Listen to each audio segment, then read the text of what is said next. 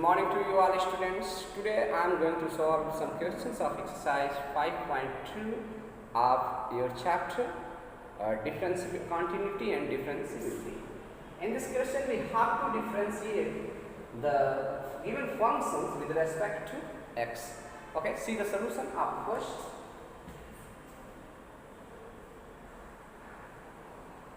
Let y is equal to sin x square plus 5. Differentiating with respect to x. That is, ddx of y will be equal to ddx of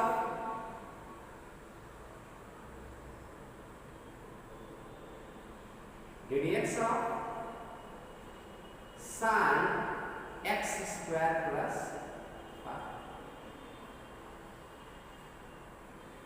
तो students sin x का differentiation क्या होता है?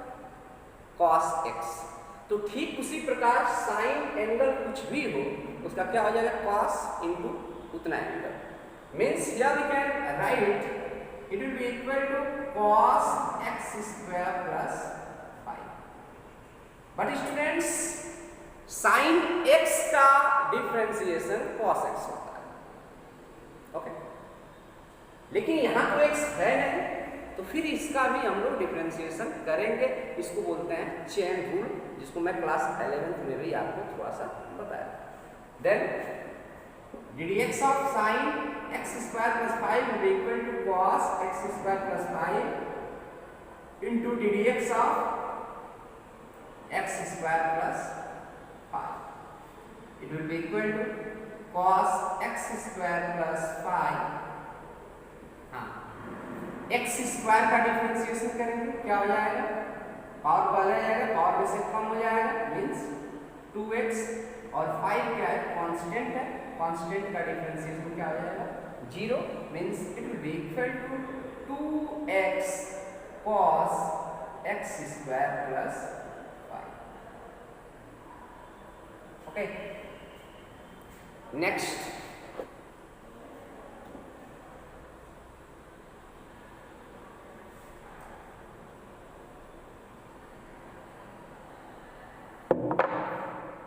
differentiation of cos sin x. Let y equal to cos sin x. Differentiating with respect to x, then it will be equal to ddx of y ddx of cos sin x. तो students cos x का differentiation क्या बताया गया था? Minus sine x. तो इसको हम लोग क्या राइट कर देंगे? माइनस साइन और एंगल यहाँ x न होकर के क्या है? Sine x. therefore it will be equal to minus sine sine x. But students cos x का डिफरेंशिएशन माइनस साइन x होता था ना. यहाँ पे एंगल x नहीं है, यहाँ पे एंगल क्या है? साइन x है. तो फिर इसका भी डिफरेंशिएशन करेंगे चेन रूल से. तो आप यहाँ कर सकते हैं into ddx of sine x. तो ये आपका क्या हो जाएगा? Minus sine sine x. Okay, और साइन x का डिफरेंशिएशन क्या होता है? cos x. तो ये आपका डिफरेंशिएशन हो जाएगा इस फंक्शन का. डेरिवेटिव कोफिशिएंट आपका ये हो जाएगा ddx of y is equal to minus sine x into cos x. Okay, next third.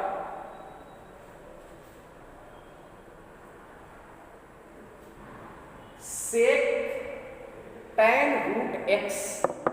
Let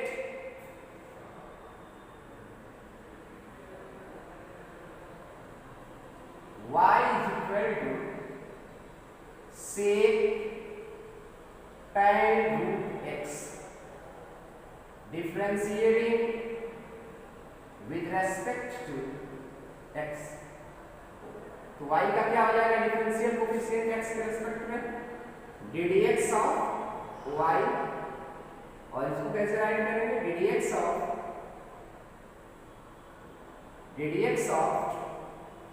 sec tan root x। Students sec x का डिफरेंशिएशन क्या होता है, sec x tan x, जो भी एंगल दिया उसके साथ sec x tan x करिए, तो यहाँ पे उसके अकॉर्डिंग लिख लेंगे sec एंगल बोले तो tan रूट x, फिर sec x tan x, x के बदले आप ये एंगल मान लीजिए x है, तो sec x tan x, लेकिन यह तो x है नहीं, ये क्या है, tan रूट x, तो इसका डिफरेंशिएशन फिर से करेंगे into ddx of tan root x, तो ये आपका क्या हो जाएगा, sec tan root x tan root x, okay. tan x का डिफरेंशिएशन क्या हुआ करता था, sec स्क्वायर x, तो इसका क्या हो जाएगा, sec स्क्वायर रूट x।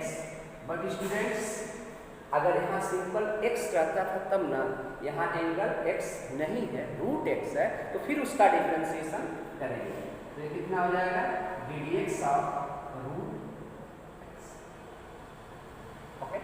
तो फाइनली यहाँ पर कितना हो जाएगा, sec tan root x tan root x sec square root x और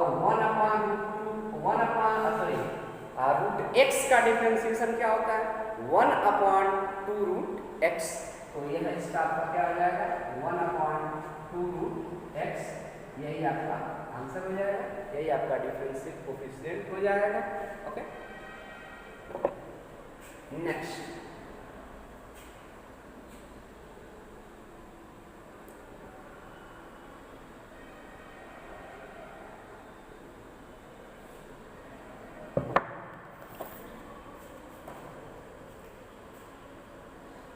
देखिए, एक दे रखा है ऐसे, sine ax plus b upon cos cx plus d, okay. करें इसको डिफरेंशिएट करें, तो वैसे ही आप सॉल्व करिए, late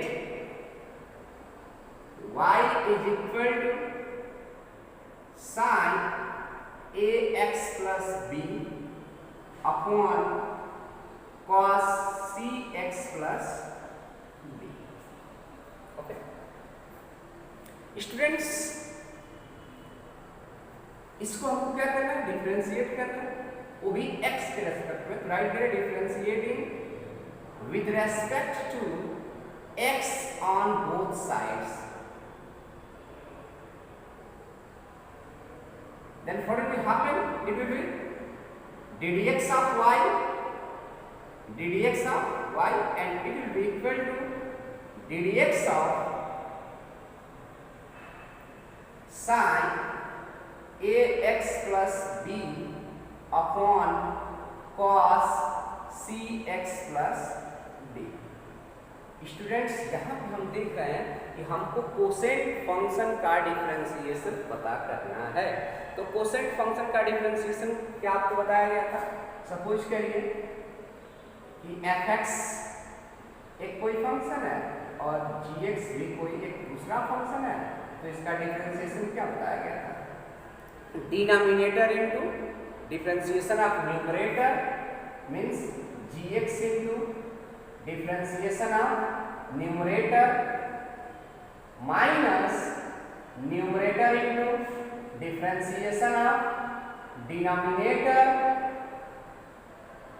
upon square of denominator. क्यों ऐसा था क्या? तो आप इसी रूल के अकॉर्डिंग इसको सॉल्व करिए कि क्या हो जाएगा, denominator cos cx plus d into differentiation of numerator sin ax plus b minus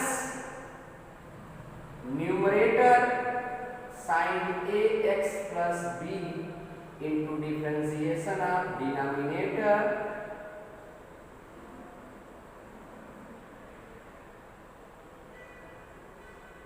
upon square of denominator.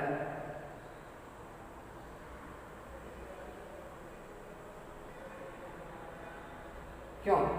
यही था ना कि denominator into differentiation of numerator minus numerator into differentiation of denominator upon square of denominator.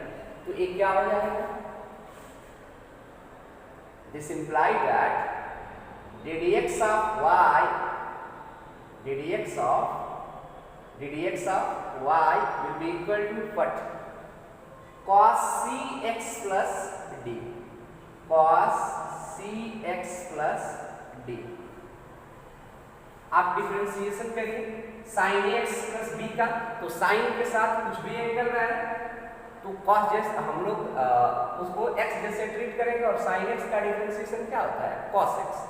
तो ये कितना हो जाएगा? cos ax plus b। लेकिन एंगल आपका x तो है नहीं, तो चेन रूल से फिर से इसको डिफरेंशिएट हम करेंगे। इसको लिखेंगे into ddx of ax plus okay minus sin ax plus b और किसको डिफरेंशिएट करना है? cos cx प्लस d को। तो cos समथिंग का डिफरेंशिएशन क्या होता था? Minus sin x। cos x का डिफरेंशिएशन माइनस sin x। ठीक उसी प्रकार इसका क्या हो जाएगा? Minus sin cx plus d। लेकिन ये आपका x तो है नहीं, इसका भी डिफरेंशिएशन हम लोग करेंगे। तो क्या हो जाएगा? ddx of cx plus d okay upon square of denominator.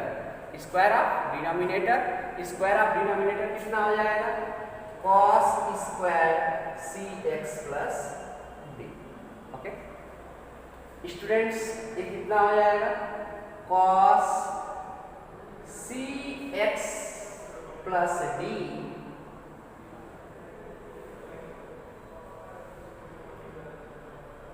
cos ax plus b। हाँ बताएं ax प्लस b का डिफरेंशिएशन। तो पहले आप ax का डिफरेंशिएशन करो। ddx ऑफ ax एक कांस्टेंट है, बाहर आ जाएगा, और ddx ऑफ x का क्या हो जाएगा डिफरेंशिएशन? 1 यानी ये हो जाएगा a। तो ax का डिफरेंशिएशन a और b का डिफरेंशिएशन क्या हो जाएगा? 0, क्योंकि b क्या है? कांस्टेंट है। वैसे ही minus into minus plus sin ax plus b sin cx plus d और cx प्लस d का डिफरेंशिएशन क्या हो जाएगा? cx का c हो जाएगा और d का 0 हो जाएगा upon cos square cx plus d। यही आपका आंसर हो जाएगा। आपको अगर इच्छा करे तो आप इस टर्म का denominator cos square cx plus d right कर लेंगे, इससे कैंसिल हो जाएगा ओके और 1 अपन cos समथिंग बचेगा तो उसको sec में कन्वर्ट कर लेंगे। वैसे ही इसका अपॉन करेंगे तो एक इसको दो बार राइट कर लेंगे तो एक sec बन जाएगा, दूसरा एक sin cx plus d upon cos cx plus d आपका tan बन जाएगा। अगर आंसर वैसे दिया हो तो आप उसको वैसे कन्वर्ट कर लेंगे। तो ऐसे ही अगर कोई कोसेंट फंक्शन है और उसका डिफरेंशिएशन करना हो तो आप कौन सा यूज कर सकते हैं? Denominator into differentiation of numerator minus numerator into differentiation of denominator upon square of denominator. तो ऐसे आप कर सकते हैं। ठीक वैसे ही आप जो भी क्वेश्चन दिए गए हैं आप उसको सॉल्व करेंगे। हाँ, अगर कोसेंट फंक्शन न दे करके ऐसे प्रोडक्ट आपको फंक्शन का डिफरेंशिएशन करना है तो भी आपको बताया गया। क्या बताया गया? First into differentiation of second plus second into differentiation of first, और जहाँ चेन रूल का यूज करना है आप ऐसे करते रहेंगे। ओके, आइए एक क्वेश्चन देखते हैं। किसी फंक्शन को कैसे चेक करते हैं कि यह फंक्शन उस दिए गए पॉइंट पे डिफरेंशिएबल है कि नहीं है। पिछले वीडियो में आपको कुछ LHD RHD के बारे में डिस्कस भी किया था। आइए उसके माध्यम से हम लोग देखते हैं। क्वेश्चन नंबर 9 को, क्वेश्चन नंबर 9 आपसे क्या कह रहा है?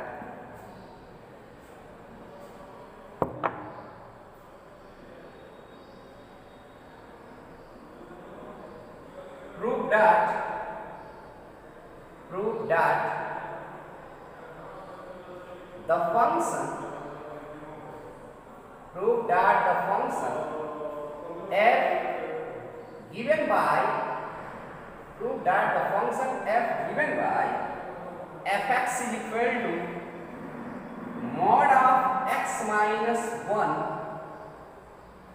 x belongs to R, is not differentiable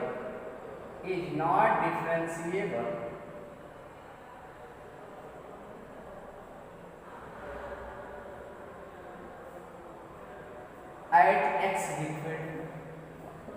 students, इस फंक्शन को हमको दिखाना है कि यह function x is equal to 1 पे डिफरेंशिएबल नहीं है।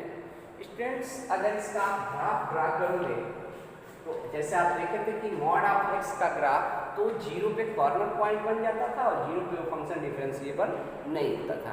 ठीक उसी प्रकार जब इसका ग्राफ ड्रा करेंगे तो x इज इक्वल टू 1 पे क्या हो जाएगा? कॉर्नर पॉइंट आपको मिल जाएगा, और इसलिए function x is equal to 1 पे डिफरेंशिएबल नहीं होगा। कभी कभी एग्जाम में आपसे पूछा जाता है कि right a function which is not differentiable at a point, तो आप इसका एग्जाम्पल दे सकते हैं।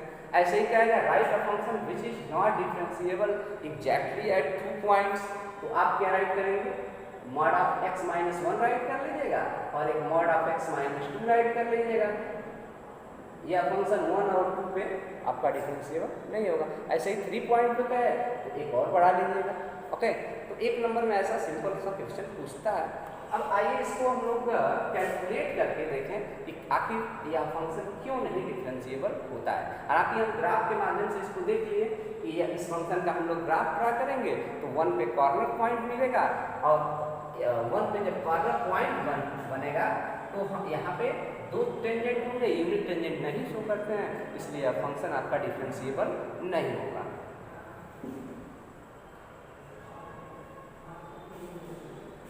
तो आप राइट करें solution.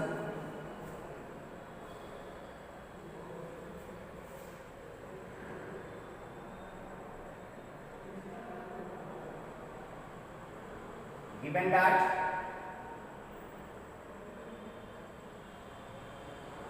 fx is equal to mod of x minus 1, x belongs to set of real number। कहाँ हमको डिफरेंशिएबिलिटी चेक करना है? At x is equal to 1। तो क्या पता करेंगे? पहले LHD लेफ्ट हैंड डेरिवेटिव कितना होगा? लिमिट h टेंड्स टू 0, बोलिए 1 पे चेक करना है, f 1 plus h minus f1 upon minus h। आप LHD चेक कर रहे हो तो यहाँ पे क्या होगा? 1 माइनस, या तो क्या तरीका है? आप ऐसे भी राइट कर सकते हैं।